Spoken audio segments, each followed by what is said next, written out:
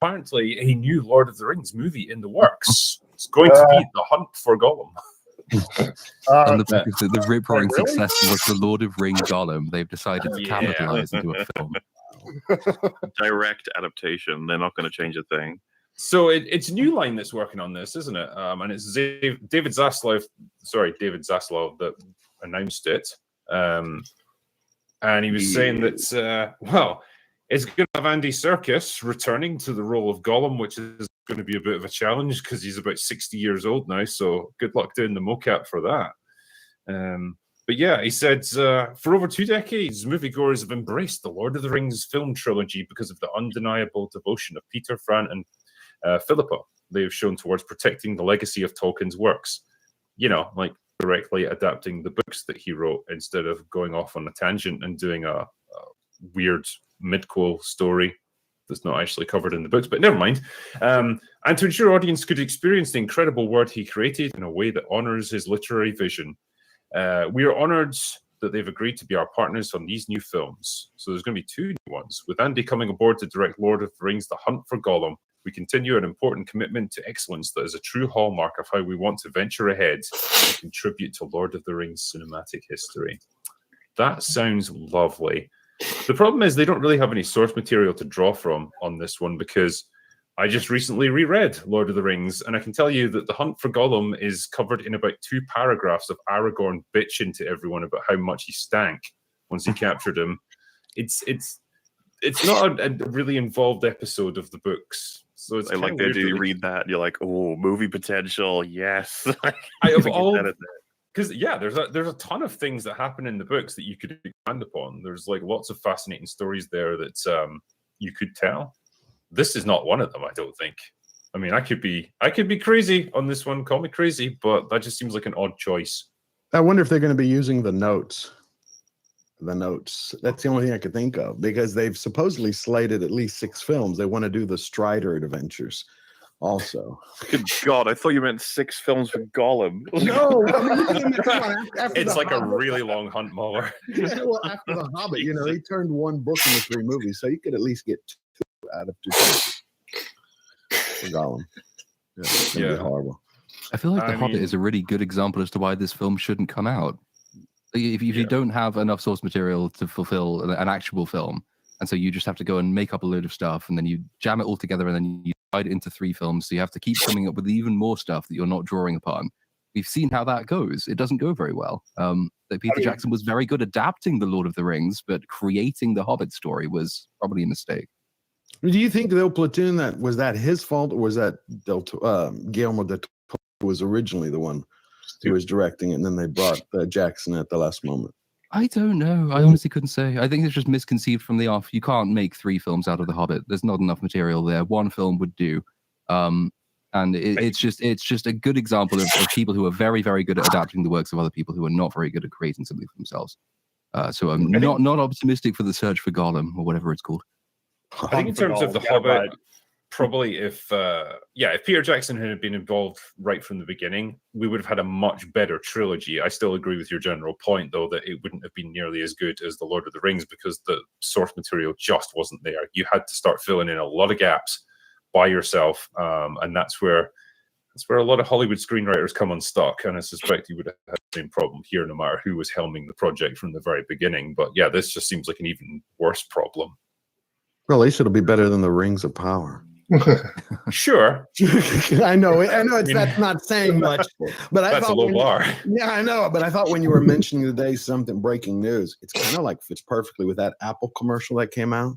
Oh. You saw that one? Oh, wow, yeah. Destroying, all of the things that we love. Beautiful pieces of like culture and creative endeavor, like machinery that's like powered human culture for generations, and then this just gray monolith just crushes it all. And I thought that's a perfect encapsulation of everything that Apple is. But I hearing that this film exists, I can see the image in my mind of a studio executive up on a stage at Comic-Con with a big display of a timeline of all of the Lord of the Rings franchise movies that they want to do. That's what I can see when I hear this announcement. It gets me really cynical. Oh, yeah. I think the real disappointing thing of all of this is where are our new franchises?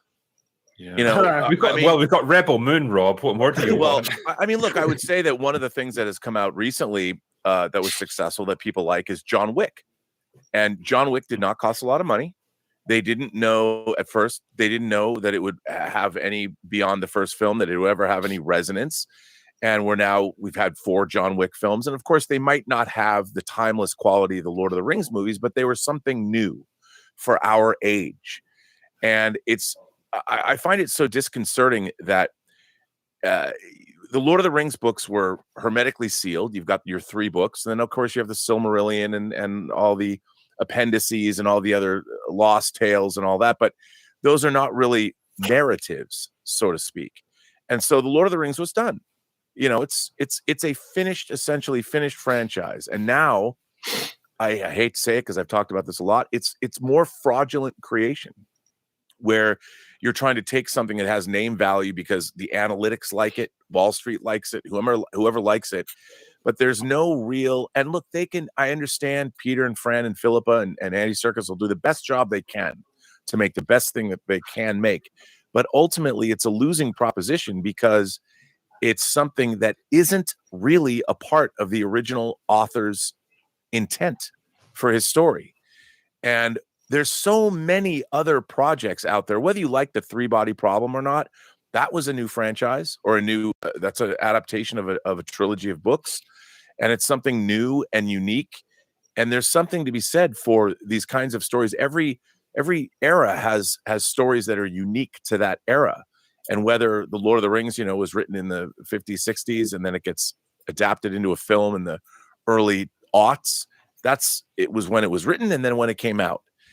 Where's the stories of today that are going to define today's generation that they're going to carry with them for the next 30 or 40 years? And I feel that our whole entertainment complex is moribund by this idea of chasing.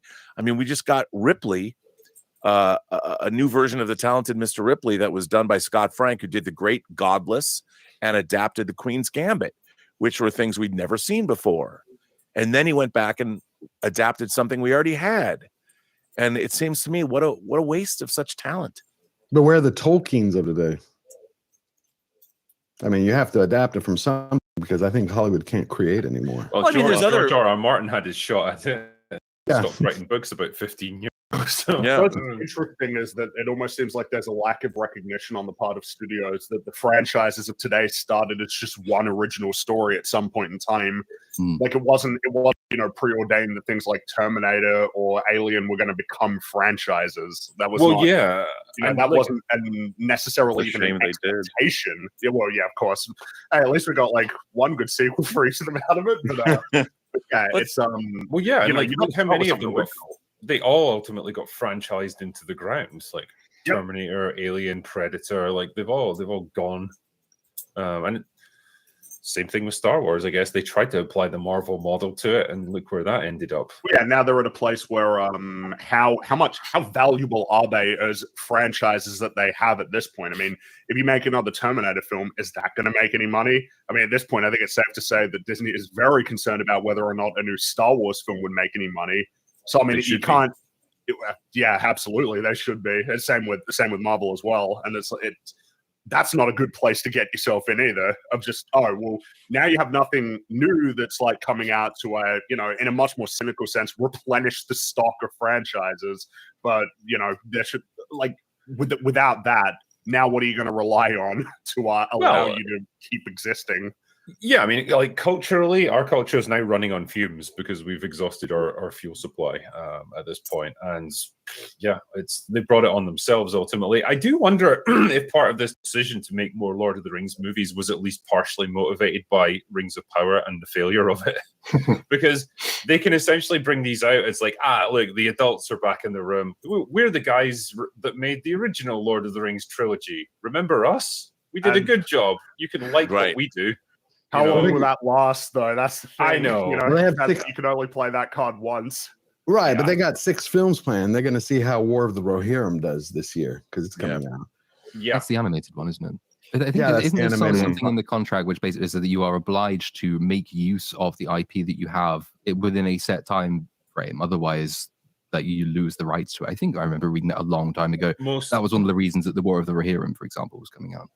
Yeah, I Right. mean, most movie studios, when they purchase rights and they make a rights agreement, like they don't hold the rights for all eternity, because then that would just lock them up forever, and that would be a shit deal for the original owner. So yeah, they're time limited usually, and hence, yeah, every 10 years or so, you can just make a crap film if you want to retain those rights, because you're putting out something, and that's enough to start the clock again. It's a crap way of doing things, but it does work in some cases. Well, at least just- for Rohirrim, they got Brian Cox. They got Brian Cox. They got a pretty good cast for it. So, I mean, it looks like it could be good. I haven't seen the script or anything.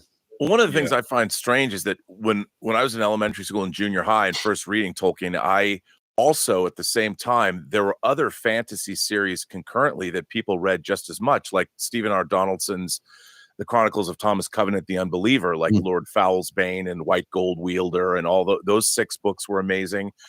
Piers Anthony's Incarnations of Immortality series, On a Pale Horse. These are things that we were all reading. And I've never understood, like, okay, in the wake of Lord of the Rings, there's all of these other, I think they're relatively unknown, or people, they're sort of locked in development hell, but there's all of these other kinds or other great literary based franchises that no one's even delved into before. And I've always wondered, well, why we got the Shannara TV series, but other than that, not much. I agree, Rob. I think there are great works of literature. Michael Moorcock. Could you imagine a golden age of Hollywood doing like Elric of Melniboné? I mean, Michael Moorcock is a perfect example, and they did adapt one of his works as a movie called The Final Program, aka The Last Days of Man on Earth. That's pretty the Jerry Cornelius story. But I'm surprised at how little they've delved into mid-century fantasy, because there was such great stuff that was coming out in the wake of Tolkien's work. And I think, as I hate to say this, but Terry Brooks's Sword of Shannara was too much of a repeat of Lord of the Rings, whereas the Thomas Covenant books are amazing. They couldn't be filmed though. Covenant didn't couldn't be you? filmed. After, so around the time the Lord of the Rings films were coming out, massively successful. So you had then attempts to adapt Aragon, which failed. Narnia came back to the screen, which failed. They're doing again. I think there were a couple of other attempts, but like you can tell the difference there is just that it's the Star Wars effect. Star Wars comes out, it's really successful, and then all of a sudden there's a glut of films with the word star in the title. Sort of similar with Lord of the Rings. Lots of bad fantasy adaptations come out because the motive there isn't to do with the adaptation. The motive is to cash in on the genre buzz at the time. But then now we've got to the point where, Amazon does Wheel of Time before Rings of Power, seemingly as a test case for like how badly can we fuck up a really much loved fantasy genre of many, many books. How badly could we change it and make everybody really annoyed?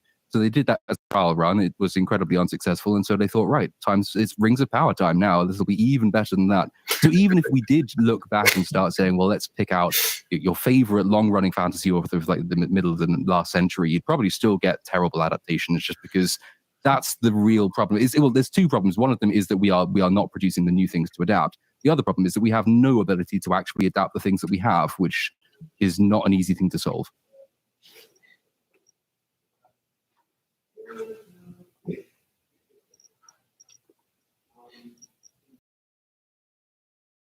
So the problem with this Gollum film is that there's, like Kruger said in the panel, said that there's nothing to adapt. Gollum's story is done. Lord of the Rings is done.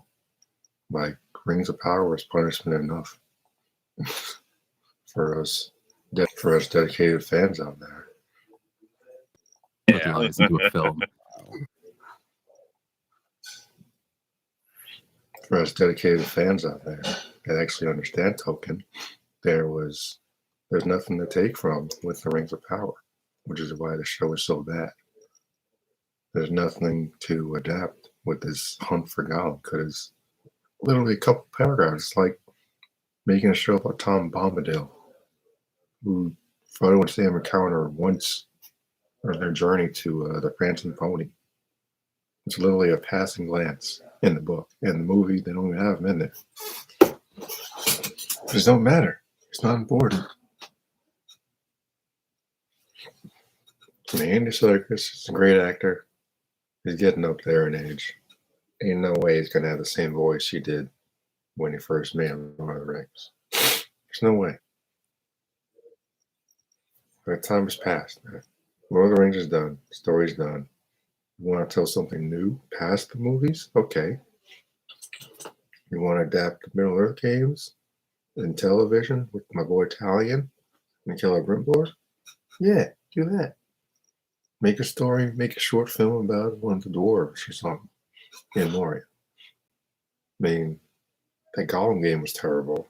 It sounded like that. I'm like, what are you doing? I'm like, The Rings of Power is terrible. And they don't even have another trailer for the next season or whatever. So I was like, the fact that they can't even get another trailer out. This might be a response to that, but Amazon's cracking down on Rings of Power, unfortunately. So that's a whole other set of problems.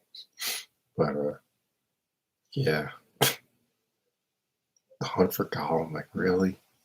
I heard this news yesterday. I'm like, you gotta be kidding. Like, everyone looked for Gollum. Gandalf looked for Gollum. You know what happened? He got captured. He brought the freaking Barad-dûr. And that's where he was for like weeks on end. There is no story there. The rest of the time, he's looking for the freaking ring, and he's following the Fellowship through Moria, and you can't go to Lothlorien, but there is no story. Story's been told. Give me a break, man.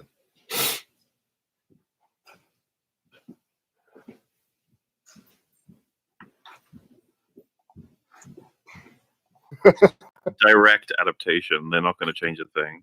So it's New Line that's working on this, isn't it? And it's David Zaslav that announced it.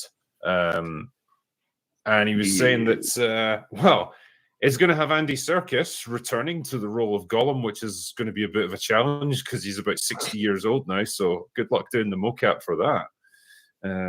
But yeah, he said, for over 2 decades, moviegoers have embraced the Lord of the Rings film trilogy because of.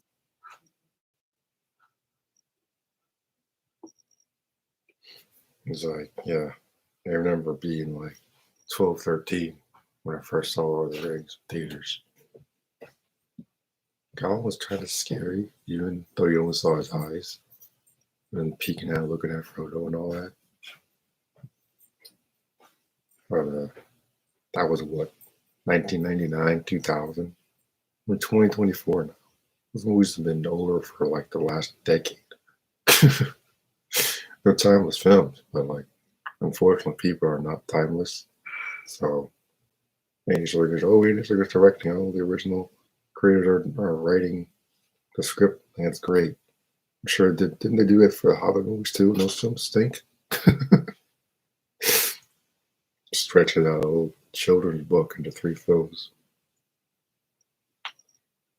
There's no story here, and George Giantslayer on the panel says they're trying to make. Anyone to make 6 films, 6 Lord of the Rings films, and like even more X. 6. I was like, Hollywood they're burning out, man. I thought Star Wars was bad enough with Disney Wars and their propaganda with the stupid Acolyte show. Empress KK promoting her stupid agenda. And it just looks really bland and boring. And this Gollum movie is gonna fall flat in Arrival. I don't think any actual Tolkien fans will really care because it's the last thing that should be made. Gollum is not a hero; he's a villain. I mean, we can make a story about a villain like Darth Vader, but like Gollum ain't that character. He doesn't do that enough to be warranting an entire film. He's a supporting character and the villain, but he's not a main character. There are no stories centered around Gollum. That is not what Tolkien intended when he wrote these stories back in the day. It's like Tolkien never intended for The Hobbit to be an action-adventure epic. It's a children's story. It's got songs and poems. Bilbo Hall even used this sword in the book. And then somehow they just made it into like 3 films. No, really 2.5. Because the 3rd film was really just the second act of Desolation of Smaug. Desolation of Smaug. Because he's gone before the opening credits. This is kind of pathetic. We waited 1.5 years for that movie. And it was gone before the opening credits. It was pathetic.